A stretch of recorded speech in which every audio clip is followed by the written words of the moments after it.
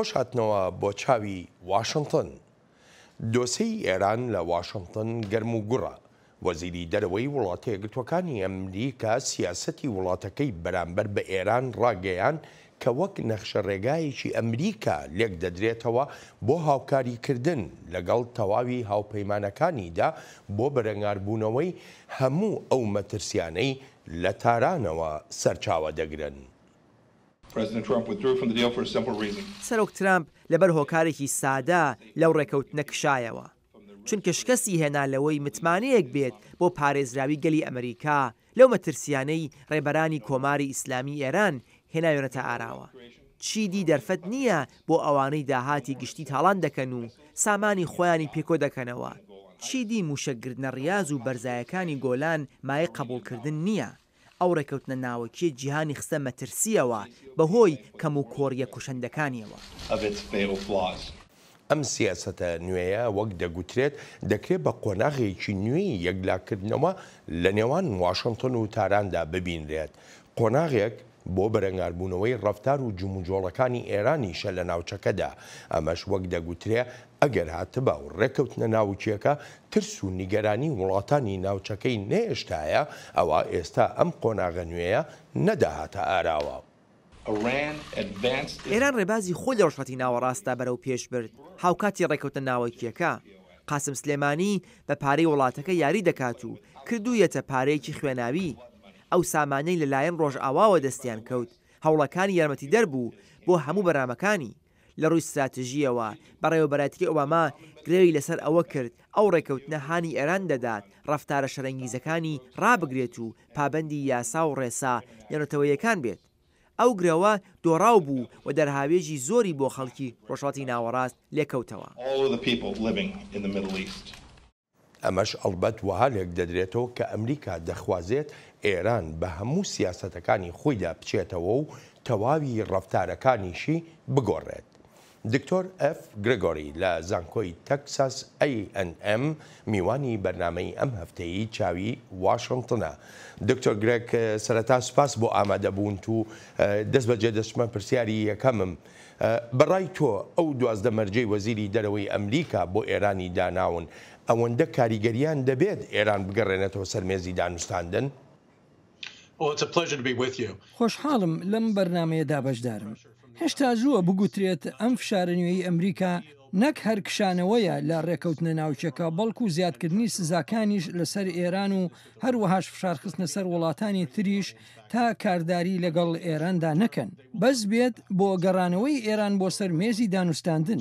پێم وایە لە مەودای کورتخایەندا ناگەڕێنەوە، چونکە سوکایەتیەک دەبێت بۆ ئێران کە پێشتر بۆ چەندان ساڵ لەگەڵ 5 ئەندامە هەمیشەیەکی ئەنجومەنی ئاسایش و ئەڵمانیا و یەکێتی ئەوروپاشدا دانوستاندنی لەسەر ئەو ڕێکەوتنە کردووە. لەبەر ئەوە هەروە بە ئاسانی مل بۆ فشارەکانی ئەمریکا نادات. جا بۆیە پێم وایە ئێران لە مەودایەکی کورددا بەرەنگاری ئەو فشارانە دەبێتەوە و هەوڵیش دەدات ئەوروپایەکان لە ڕێکەوتنەکەدا بهێڵێتەوە و ئەوروپایەکانیش نەبنە بەشێک لە فشاری ئابووری بۆ سەر ئێران.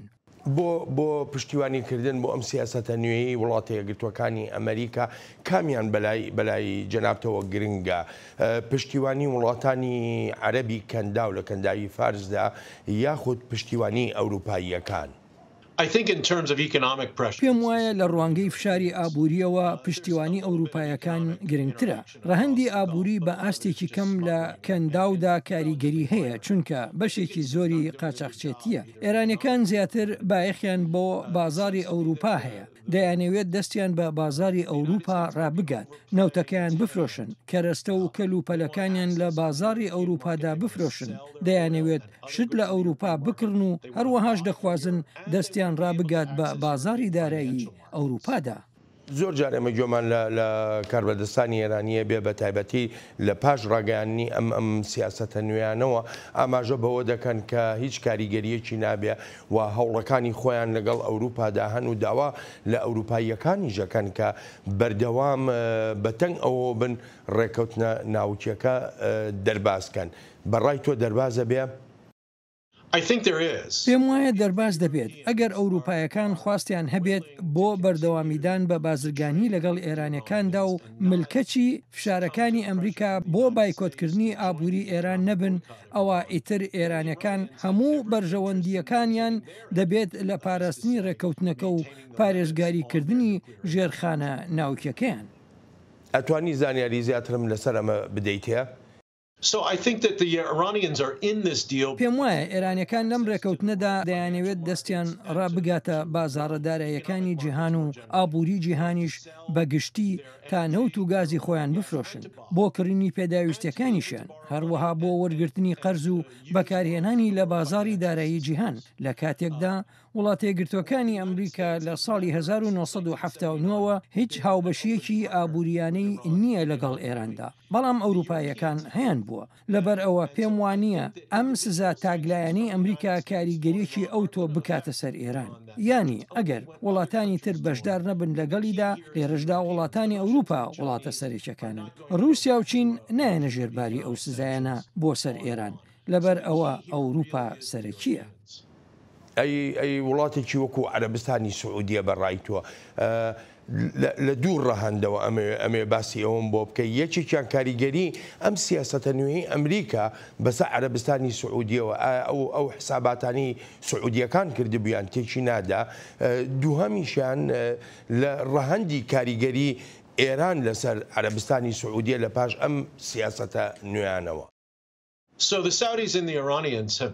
سعودیەکان و ئێرانەکان لە ململانی هاوسەنگی هێز و دەسەڵاتدان لە سەرانسەری جیهانی عەرەبدا، بە تایبەتیش لە ڕۆژهەڵاتی جیهانی عەرەبدا لە ساڵی 2011ەوە کە بەهاری عەرەب دەستی پێکرد. ئەمە ئەگەر پێشتریش نەبوو بێت لە ململانێدان بۆ باڵادەستی لە یەمەن، لە سووریا، لە لوبنان، لە عێراق و تەنانەت لە هەندێک وڵاتی کەنداویشدا. پێشم وایە ئەو هاوسەنگی هێز بەهۆی ئەم سیاسەتە نوێیی ئەمریکاوە کاریگەریەکی ئەو تۆی ناکەوێتە سەر. ڕکەبەری نێوان ئێران و سعودیە دەمێکە هەیە. ڕێکەوتنە ناوچەکەی ئێران لە دەرەوەی ڕەهەندەکانی ئەو ڕکەبەریە بەردەوام دەبێت. لە بیریشمان نەچێت سعودیەکان خۆشحاڵن بەو بەرەنگاربوونەوەی ئێران لەلایەن ئەمریکاوە، چونکە خۆشیان هەمان هەڵوێستیان بەرامبەر تاران هەیە.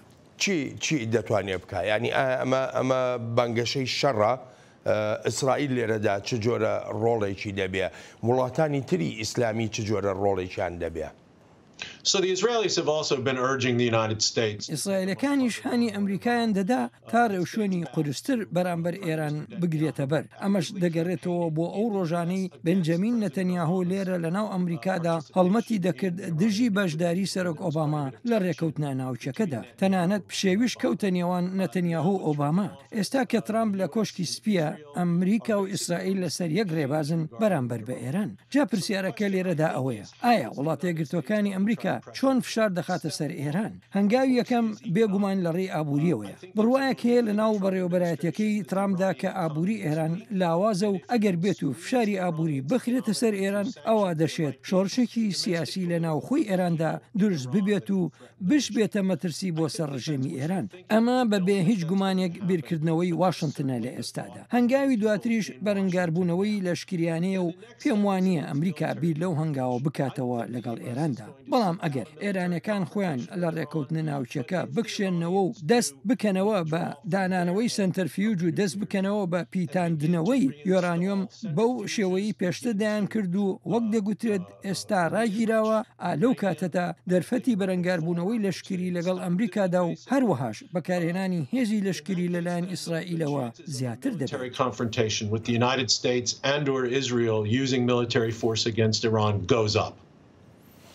بۆ زۆرێک لە چاودێر ئەوەی مایک پۆمپیۆ ڕایگەیان دەستپێکردنی شەڕێکە لەگەڵ ئێراندا، بەڵام شەڕێکی باو نییە فڕۆکە و تانک و چەکی قورس و سوچی تیادا بەکاربێنرێ.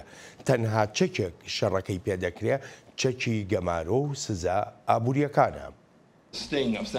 ئەم سزایانە زیان بەخش دەبن ئەگەر بێت و ڕژیمی ئێران ڕێبازی خۆی نەگۆڕێت لەو شێوازەی مایە قبولکردن نییە و بێ ئاکامیشە بۆ گەڕانەوەی بۆ ناو کۆمەڵگەی نوێنەتەوەیی. ئەم سزایانە دەگەنە و ئاستەی بەهێزترین بن لە مێژوودا. ڕژیمی ئێران بۆ چەندان ساڵە لە سەرانسەری ڕۆژهەڵاتی ناوەڕاستدا شەڕ دەکات و کاتێکیش ئەم سزایانە دەکەونە کار ئیتر دەکەوێتە ململانێ بۆ ڕزگارکردنی ئابووریەکەی. ئێران ناچار دەکرێت بژارەیەک هەڵبژێرێت یان ئەوە تا لە هەوڵی بەردەوامدا بێت بۆ زیندوو هێشتنەوەی ئابوووریەکەی لە ناوخۆدا یانیش ئەوە تا سامانەکەی لە شەڕەکانی دەرەوەیدا بە فیڕۆ بدات. ئێران ئەو سەرچاوانەی نییە هەردوو بژارەکە بکات. دکتۆر گرێگە ئەلبەتە کۆماری ئیسلامی ئێران هەڵوێستی خۆی دەبێ. هیچ متمانەیەک هەیە کە کۆماری ئیسلامی ئێران زیاتر سیاسەتەکانی خۆی لە ناوچەکەدا لە عێراقا لە سووریایە لە یەمەنە لە لوبنانە زیاتر نەچەسپێنێ بۆ بەرەنگاربوونەوەی ئەم جۆرە سیاسەتە نوێیی کە ئەمریکا بەرامبەر ئێران دەیگرێتە بەر؟ Well, there's no guarantee at all that the Iranians won't do that. هیچ متمانەیەک نییە کە ئێران وەها نەکات. پێویستە لە بیرمان بێت ئێران کاریگەریەکانی خۆی لەو ناوچە قەیراناویانەدا زیاد کردووە لە لوبنان، لە یەمەن، لە سووریا. ئەمە لە کاتێکدا ئێران لە ژێرباری سزاکاندا بووە. هەرتەنها سزاکانی ئەمریکا نەبووە، بەڵکو سزای نێونەتەوەیش بووە. سزاکانی نەتەوەی گرتوەکان بەر لەوەی ڕێکەوتنەکەم وەربکرێت و سزاکانی لەسەر هەڵبگیرن. جا ئێرانیەکان دەخوازن سەرچاوەکانیان بەکاربهێنن بۆ زیاترکردنی ڕۆڵ و کاریگەریەکانیان لەو وڵاتە عەرەبیانەدا، واتە ئەو وڵاتە عەرەبیانی قەیرانی سیڤیلی و شەڕی ناوخۆییان تێدان. تەنانەت لە ژێرباری سزای تند و قورسیشدا هەر ئاوەها دەکات. کاتێک وەزیری دەرەوەی ئەمریکا دەڵێت قورسترین سزا لە مێژوودا دەسەپێندرێتە سەر ئێران، پێم وایە ئەوە هەڵەیە. چونکە رووسیا و چین بەشدار نابن و ئەوەش کە ئایا ئەوروپایەکان بەشدار دەبن زۆرجێی پرسیار و گومانە. لە ڕاستیدا ئێران توانای کاریگەریەکانی خۆی لەو بەشەی جیهانی عەرەبیدا زیاتر بکات کە لە ژێر سزایەکی زۆر قورستردا بووە لەوەی ئەمریکا بتوانێت لەو جۆرە سزایانی بسەپێنێتە سەر. Then I think the United States is going to be able to enforce. بەرلەوەی بچینە سەر چین و رووسیا یا وڵاتانی ئەوروپا حەزەکەم لە ناوچەکەدا بمێنینەوە لە ڕۆژهەڵاتی ناوەڕاستدا، ینی وەکو پێشتریش جەناب داماژۆ پێ کرد ئەلبەتە کاریگەری ئەم سیاسەتە نوێی ئەمریکا بەسەر وڵاتانی تریشەوە دەبێت جا لە ڕێی ئێرانەوە بێ یاخوبەوەی وڵاتە یەکگرتوەکانی ئەمریکاوە بێ. ئالێرەدا بەڕای تۆ پێویستە ئەو وڵاتانە سیاسەتێکی نوێ لە ناوچەکەدا بگرنە بەر کە بتوانن بەرەنگاری هەموو ئاڕەشە و مەترسیەک ببنەوە یا لەسەر سیاسەتی کۆنی پێشووی خۆیان بەردەوام دەبن. All of these countries have very different approaches. هەندێکێک لەو وڵاتانە ڕێبازی جیاوازیان هەیە بەرامبەر ئێران. سعودیەکان لەگەڵ بەرەنگاربوونەوەدان، بەڵام کۆیتەکان عمانەکان پەیوەندێکی باشیان لەگەڵ ئێراندا هەیە و نایانەوێت بکەونە شەڕەوە لەگەڵ ئێراندا. قەتەریەکان بە بەراورد لەگەڵ زۆرێک لە وڵاتانی کەنداودا نزیکترن لە ئێران. بێگومان ڕژێمی سووریاش پشتی بە ئێران بەستووە لە شەڕە ناوخۆیەکەیدا. حکوومەتی عێراقیش لە قۆناغی پێکێناندایە لە دوای هەڵبژاردنەکانەوە، بەڵام ژمارەیەک لایەنی سیاسی هەن لە عێراقدا نزیکن لە ئێرانەوە. لەبەر ئەوە قورس دەبێت بۆیان حکوومەتێکی دژ بە ئێران پێک بهێنن. هەر بۆیە پێویستە هەر وڵاتێکی ئەو ناوچەیە بەجیا وەربگرین بەهۆی ئەو ڕوانینانەی لەسەر ئێران هەیەە. ئەوەی لە هەمویان زیاتر جێی سەرنجە بێگومان عەرەبستانی سعودیە بەهۆی ئەو هەڵوێستانەی بەرەنگاربوونەوە لە کاتێکدا زۆر وڵاتی ناوچەکە نایەنوێت بکەونە بەرەنگاربوونەوە لەگەڵ ئێراندا. ئەم وڵاتانە ئەگەر بێت و بەرەنگاری ئێران ببنەوە ئێمە بمانێ و نەمانێت لە هەر هاوکێشەیەکی نوێدا بەرامبەر بە ئێران ئیسرائیل تیایدا بەشدارە، جا بەڕاستە و خۆ بێ یا بە ناڕاستە و خۆ. ئەمە بەڕای تۆ جۆرێک لە ئەحراجی بۆ ئەو وڵاتانە دروست ناکە، بە تایبەتی وڵاتانی کەنداو، چکە خۆ دەزانیانی ئەمان جۆرێک ڕۆشنبیری تایبەتیان هەیە بەرامبەر بە ئیسرائیلیەکان. ڕۆشنبیری مەبەستم لە ڕۆشنبیری سیاسیەکەیانە. لە ئێستادا چۆن دەتوانن پشتیوانی لە شتێ بکەن بەرامبەر بە ئێران کە ئیسرائیلی شتیایدا بەشدار بێ؟ So it's absolutely right that جا بە هیچ چەندوچوونێک ئەوە ڕاستە. ئەگەر ئیسرائیل بەشداری هەبێت لە هەر بەرەنگاربوونەوەیەک لەگەڵ ئێراندا، زۆر کەس لە وڵاتە عەرەبیەکان هاوسۆزی ئێران دەبن بەهۆی ئەو هەستەی بەرامبەر ئیسرائیل هەیەە. ئەمە شتێکە لە بەرچاو گیراوە. شڕی ڕکەبەری نێوان عەرەبستانی سعودیە و ئێران کە ڕنگدانەوەی هەیە لە ناو هەردوو ئاینزای شیعە و سوننی ئیسلامدا لە ئێستای ڕۆژهەڵاتی ناوەڕاستدا تا ئەندازەیەک سەنگی لەسەر دۆسیەی ئیسرائیل سو کردووە. ئێستا زۆر شت کەوتۆتە سەر ئەوەی چه سیناریویەک باس دەکەین. ئەگەر باسمان لە هێرشی ڕاستەخۆی ئیسرائیل بێت بۆ سەر ئێران ئەوە ئەمە شتێکی ترە. ئەگەر باس لە شیانی شەڕی حیزبوڵڵا و ئیسرائیل بکەین لە لوبناندا ئەوە هاوسۆزیەکی زۆر زیاتر دەبینین لە جیهانی عەرەبیدا بۆ حیزبوڵڵا. بەڵام پێم وایە کارنامەکە لێرەدا زۆر ئاڵۆزترە بە بەراورد لەگەڵ 10 ساڵ لەمەوبەردا بەهۆی هەستی زۆرێک لە دانیشتوانی عەرەب لە ناوچەکەدا کە موسڵمانی سونەن و ئێرانیش هەڵوێستی دژە سونەیان هەیە بە تایبەتیش لە شەڕی سووریادا. باشە بەڕای تۆ دکتۆر گرێگ یەکێ لە شتەکانەوەیە گەلێک باز لەوە دەکرێت کە ئەم هەلومەرجە نوێ بەرامبەر بە ئێران ڕنگدانەوەی لەسەر ئاستی ناوخۆی وڵاتەکە دەبێ و لێرەوە پێویستە ئیش بکرێ بۆ گۆڕینی ڕژێمەکە بێت سەر تاسەر یاخود هەر هیچ نەبێ فشارێک بێت بۆ گۆڕینی ڕەفتارەکانی ڕژێمەکە. کامیان دروسترە بەڕای تۆ؟ So that's the great question. ئەمە پرسیارێکی زۆر بەجێیە. کاربەدەستانی بەڕێوەبەرایەتەکەی سەرۆک ترامپ لەو بڕوایەدان ئەم هەموو هەنگاوانەی سزای ئابووری لەسەر ئاستی ناوخۆیی دەبنەمایی فشارێکی زۆر بۆ سەر ڕژێمی ئێران ویان دەبێتە هۆکاری ئەوەی ڕژێمی ئێران سیاسەتەکانی خۆی بگۆڕێت یانیش دەبێتە مای دروستبوونی قەیرانێکی سیاسی بۆ ڕژێمی ئێران. من بۆ خۆم پێم وایە لە ئاکامدا کاردانەوەکە لە ئێراندا پێچەوانە دەبێت و دەبێتە پشتیوانی بۆ ڕژێم چونکە ئەوە کاردانەوەیەکی ئاساییە کاتێک هێزێکی دەرەکی فشارت دەخاتە سەر. ڕایگشتی دەبێتە پشتیوانی بۆ حکومەتەکە. بەڵام پێشم وایە بە تێپەڕبوونی کات بۆ ڕژێمی ئێران زۆر قورستر دەبێت بتوانێت درێژە بەو پشتیوانی ڕایگشتی بدات ئەگەر بێت و ئەوروپایەکان بەشداری بکەن لەو سزایانەدا و ئەمەش ئەگەرێکی گەورەیە. ئەگەر ئەوروپایەکان بەشدار نەبن ئەوە پێم وانیە ئەمریکا بتوانێت ئەو هەموو فشارە بسەپێنێت. با لە بیرمان نەچێت ئەمریکا لە ساڵی 1970ەوە سزای لەسەر ئێران هەیە ڕژێمەکەی نەڕووخاندووە نەبووە مایی دروستکردنی شۆڕشێک دژی کۆماری ئیسلامی ئێران تەنها ڕێگەیەکی شتا بتوانرێت فشارێکی قورسی ئابووری بخرێتە سەر ئێران ئەوەیە ئەوروپایەکان بێن ئەگەر و نەگەری بەشداریکردنیشان هێشتا دیار نییە.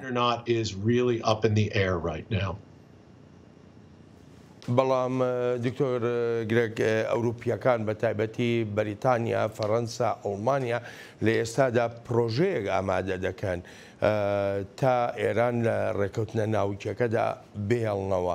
ئایا ئەمە بەمانای ئەوەیە کە ئەمریکا بەتەنیا جێدەیەڵن؟ پێم وایە شیانێکی تەواوی هەیە ئەوروپایەکان بەشدار نەبن لەمەدا لەگەڵ ئەمریکادا. ئەوان چۆنێتی کشانەوەی بەڕێوەبەرایەتەکەی ترامپیان بەدڵ نەبوو لەو ڕێکەوتنە. وەها هەست دەکەن بەڕێوەبەرایەتەکەی ترامپ بە شێوەیەکی گونجاو ڕاوێژی لەگەڵدا نەکردوون و ڕوانینیشیان بەهێند وەرنەگیراوە. پێم وایە بەڕێوەبەرایەتەکەی ترامپیش وەها هەست دەکات ئەگەر بژارە بخرێتە بەردەم کۆمپانیەکانی ئەوروپا بۆ کارداریکردن لەگەڵ ئەمریکادا یان لەگەڵ ئێراندا ئەوە کۆمپانیا ئەوروپایەکان بژاری کارداریکردن لەگەڵ ئەمریکادا هەڵدەبژێرن. بەڵام پێم وایە زۆر پێ ناچێت حکومەتی ئەوروپا دوای ئەم هەوڵەی ئەمریکا بکەون. واشنگتن هیوادارە کۆمپانیەکانی ئەوروپا بدەنە پاڵ ئەمریکا و بەو هەنگاوە فشار بخرێتە سەر ئابووری ئێران. باشەگەر ئەوروپاییەکان لەگەڵ ئەمریکادا هاوڕانە بن هاواڵوێست نەبن بەڕای تۆ ئامادەن بەرەنجامە خراپەکانی ئەو جۆرە هەڵوێستەیان ببینەوە و ڕێگە بە ئێران بدرێ ئەو سیاسەتانەی نەکرد لە ناو ئێرانە لە ناوچەکەشدا هەیەی بەردەوام بێ؟ So I think that the Europeans have a view of Iranian policy in the region. پێم وایە ڕوانینی ئەوروپایەکان بۆ سیاسەتەکانی ئێران لە ناوچەکەدا زۆر هاوشێوەی ئەوەی ئۆبامایە. ئەو ڕوانینەش بریتیە لەوەی لە مەودایەکی دوورخایەندا سەر و سەودای لەگەڵدا بکەیت لە ڕێی هاندانی هێزی زیاتری میانڕە و لە ناو ڕژێمی ئێراندا وەک سەرۆک ڕۆحانی. ڕوانینەکەش کە وەک هی سەرۆک ئۆبامایە ئەوەیە سەرکەوتنی زیاتریان بدەیتێ. بێگومان حەسەن ڕۆحانی و وەزیری وەزیری دەرەوەی ئێرانیش محەممەد جەواد زەریف کە دانوستانیان لەسەر ڕێکەوتنە ناوچەکە دەکرد ئەگەر دەرفەتەکانی سەرکەوتن بەو جۆرە کەسانە بدەیت ئەوە دەتوانن زیاتر دەستە بژێرە ڕادیکاڵەکەی سیاسەتی دەرەوەی ئێران بکەنە دەرەوە ئەوجا ئەوانە دەتوانن ڕێبازێکی میاندڕەوانە بگرنە بەر لەسەر سیاسەتی ناوچەکە ئەمە ئەو شتە خراپەیە کە وەزیری دەرەوە پامپەیەوە لەسەر ئۆباما باسی کرد ئەوروپایەکانیش هەر بە هەمان شێوە بیر دەکەنەوە و لەو بڕواهشدان بەڕێوەبەرایەتەکەی ترامپ کاتێکی تەواوی نەدا بەو سینناریوەیە تا کاری خۆی بکات ئێستا ڕای جیاواسان لەسەر هەڵسەنگاندن بۆ ئەگەر و نەگەری ئەوەی ئێران سیاسەتێکی خۆی لە ناوچەکەدا نەرمتر کردووە یاننا پێم وایە ئەوروپایەکان وهای لێ دەڕوانن و هەمان شێوازەکەی سەرۆک ئۆباماشە وڵاتە یەکگرتووەکانی ئەمریکا بڕیاری خۆیدا بەڵام ناکرێت لێرەدا ڕۆڵی وڵاتانی تر بەهێن وەرنەگیرێن بە تایبەتیش ئەگەر بیانەوێت پشتیوانی لە تاران بکەن هەرچەندە هەر لە ئێستاوە زۆرێک لە کۆمپانیا ئەوروپاییەکان کارداریەکانی خۆیانیان لەگەڵ ئێراندا وەستاندووە. ویلاتە یەکگرتووەکانی ئەمریکا ئالەم کاتەدا تەنها زلهێزێکی جیهانە بە ئەندازەیەک یەکجار قورسە بزانیت بەبێ ئەمریکا چ جۆرە ڕێکەوتنێک دەکرێت بەڵام لەوانەشە بکرێت ئەگەر ئەو ڕێکەوتنە ناتەواوەشکرا ئەوە پشتیوانیکردن بۆی هەیە هەرتەنها لە سێ وڵاتە گەورەکەی ئەوروپاوە نەبێت بەڵکو رووسیا و چینیش بە شێوەیەکی بەرچاو پشتیوانی لێ دەکەن ئەمەش لەوانەیە لە کاتێکدا بێت ئەمریکا سزا دەسەپێنێتە سەر بانک و کاردارەکانی ئێران ئەگەر ئەمریکا شەمەی نەکرد ئەوە دەشێت چین ئاستی بازرگانیەکەی لەگەڵ ئێراندا زیاتر بکات نیگەرانەکە لە نزیکبوونەوەی زیاتری ئێران لەگەڵ رووسایە خۆ ئەگەر سێری زۆر دۆسێ وەک سووریا بۆ نمونە بکەیت ئیتر دەبێت بزانین ئەوە شتێکی باش نییە ڕوو بدات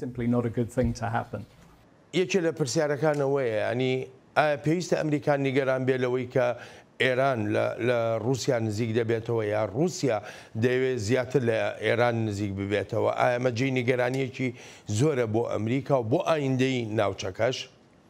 So I think that both China and Russia are key elements here. چین و رووسیا دوو وڵاتی سەرەکین لێرەدا. ئێرانیەکان کاردارێکی زۆریان لەگەڵ چیندا کردووە. بێگومان ڕۆژهەڵاتی ئاسیا بازارێکی گەشە کردووە بۆ سوتەمەنی کە هەموو وڵاتانی کەندا و زۆرتر نەوت و گازی خۆیانی تێدا دەفرۆشن. هەروادێ و گەشەکردنی زیاتری ئابووری چین شتێکە ئێران پشتی پێدەبەستێت. بۆ خۆ دوورخستنەوە لەو کێشە ئابووریانی ئەمریکا هیوایەتی لە ئێراندا بیسەپێنێت. رووسیا دۆسیەیەکی جیاوازە. ناتوانین بڵین رووسیا هێزێکی گەشەکردووی ئابووریە. لە زۆر ڕەهەندەوە رووسیا ئەگەر لە زۆر لایەنەوە خراپتر نەبێت ئەوە هەر لە جێی خۆیدایە شتە گرنگەکە بۆ رووسیا ئەوەیە کە نزیکە لە ناوچەکە و لە ڕووی لەشکریشەوە زیاتر دەستی هەیە شێوەکانی نێوان ئێران و رووسیا مێژوویەکی دوور و درێژی هەیە و پێشم وایە ئێرانەکان ئەو مێژویان لە یادا بەڵام لە مەودای کورتخایەندا ئێرانەکان وەها لە مۆسکۆ دەڕوانن کە یەک هەڵوێستن لە شەڕی ناوخۆی سووریادا هاوکاتی هێوربوونەوەی شەڕی ناوخۆی سووریا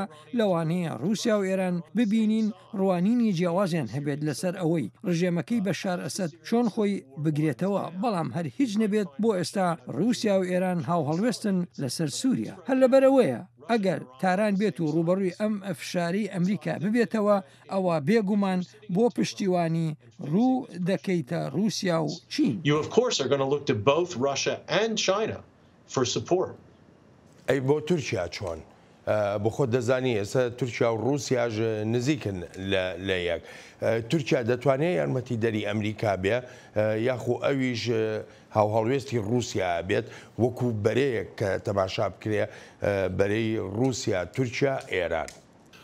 So Turkey I think is a question mark here. پێم وایە تورکیا لێرەدا نیشانی پرسیاری لەسەرە. تورکەکان و ئێرانەکان بەرژەوەندێکی ئاسایی خۆڕایی لە نێویاندا نییە. لە زۆر ڕوانگەوە لە پێشبڕکێدان بۆ کاریگەریەکانیان جا ئایا لە عێراقدایە بەگشتی یان لە هەرێمی کوردستانی عێراقدایە یانیش لە سووریادا. هەر بۆیە نابینم تورکیا و ئێران هاوبەندێکی ئاساییان هەبێت لێرەدا. هەرچۆنێک بێت سەرۆک ئەردوغان بەبێ هیچ گومانێک لە ئێستادا وڵاتە یەکگرتووەکانی ئەمریکا وەک بارێکی نەرێنی دەبینێت. ئەمریکا بەوەی لە پشت کودێتاکەی هاوینی ساڵی 2016 2016ەوە بووە و گوناهبار دەکات کە دژی ئەردوغان کرا. ئەمریکا گوناهبار دەکات بە داڵدەدانی فەتحوڵا گولەن کە یەکێکە لە دژەبەرەکانی ئەردوغان. گولەن ڕێبەری بژوتنەوەیکی ئاینی تورکیایە و لێرە لە ئەمریکا دەژی. لە مەودایەکی کووردا سەرۆک ئەردوغان زۆر بە گومانەوە لە ئەمریکا دەڕوانێت. پێشم وانە ناچار بێت هاوکاری ئەمریکا بکات. بۆ من زیاتر و وەهای پێدەچێت لەگەڵ رووسیەکاندا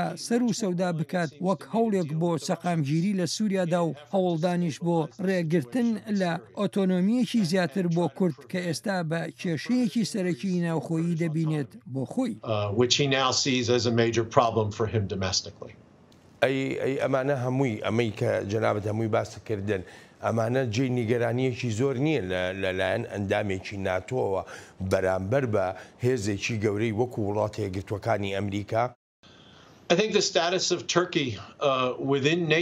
پێم وایە بارودۆخی تورکیا لە ناو ناتۆدا پرسیاری لەسەر و تورکەکان زۆر هاژ و هوژیان کردووە و نەرێنیشن بەرامبەر وڵاتە یەکگرتووەکانی ئەمریکا و پێشم وایە جێی گومانە چۆن هاوپەیمانە لە چوارچەوەی ناتۆدا. کاتێک سەیری پەرسەندنەکان دەکەیت لە پەیوەندیەکانی نێوان رووسیا و تورکیادا هاوکاتی ئەو ڕەوشە پشێ و ئامێزەی لە نێوان ناتۆ و رووسیادا هەیە لەسەر ئۆکرانیا و بەگشتیش لەسەر خواستەکانی رووسیا لە ئەوروپادا. بەلای منەوە ڕەوشی تورکیا وەک ئەندامێکی بڕواپێکراوی ناتۆ جێی گومانە.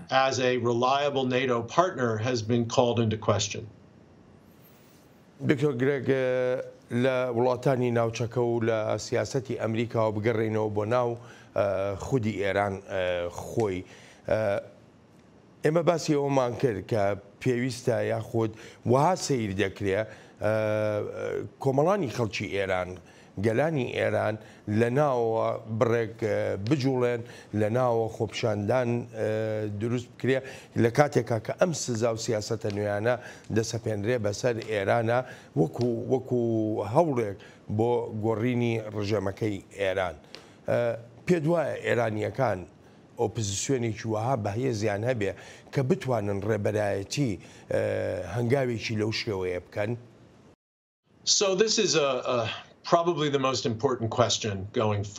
لەوانەیە ئەمە گرنگترین پرسیار بێت سەبارەت بە بەرەو پێشچوونی سیاسەتی ئەمریکا و کاردانەوەی ئێرانیش. دەزانین کە گەلانی ئێران دەخوازن بچنە سەر شەقامەکان بۆ خۆپیشاندانی ناڕزایی دەربڕین دژبەم ڕژێمە. لە ساڵی 2009دا خۆپیشاندانی گەورەیان کرد دوای هەڵبژاردننی سەرۆکایەتی کە زۆرێک لە ئێرانەکان وەهایان هەز دەکرد فێڵ و تەڵەکە لەو هەڵبژاردنەدا کراوە واتە ئەو هەڵبژاردنەی ئەحمەدی نەژاد جارێکی تر هەڵبژێردرایەوە. لەو کاتەدا بە ملیۆنەها ئێرانی لەسەر شەقامەکان بوون. ئەوەی بە بزوتنەوەی سەوز ناسرا بوو. ئەوەشمان بینی کە ڕژێمی ئێران توانی ئەو خۆپیشاندانانە دا بمرکێنێتەوە و درێژە بەدەسەڵاتی خۆی بدات. دواتر لە سەرەتای ئەم ساڵەی 2010دا ژمارەیەک خۆپیشاندانی بچووکمان دەبینی بەڵام زۆر بەرفراوانتر لەسەر کێشەی ئابووری بوون لە ژمارەیەک لە شارەکانی ئێراندا. جارێکی تریش ڕژێمی ئێرانمان بینیەوە توانی کۆنتترۆلی ئەو خۆپیشاندانانە بکاتەوە و ڕێگە بگرێت لەوەی ببێتە تەوژمێکی سەرتاسەری لە ئێراندا و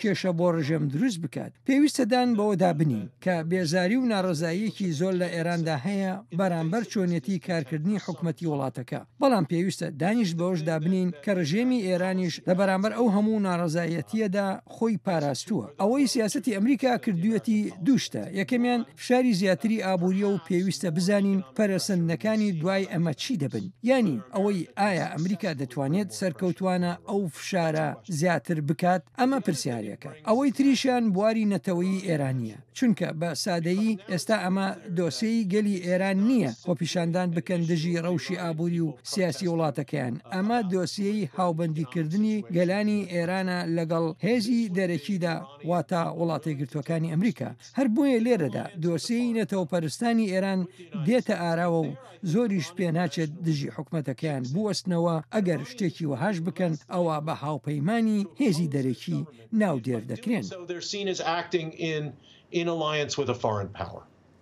خۆی ئەم تێبینی تۆ دروستە چونکە هیچ ئەزمونێکمان نیە لەو ناوچەی جیهاندا کە خەڵک بتوانێت ڕژێمەکە لا بدات بەبێ یارمەتی دەرەکی و بەتایبەتی هێزی بەکارهێنانی هێزی لەشکری بیانی بۆ نمونە عێراق ینی عێراقی ژەر بەو شێوەیە بوو.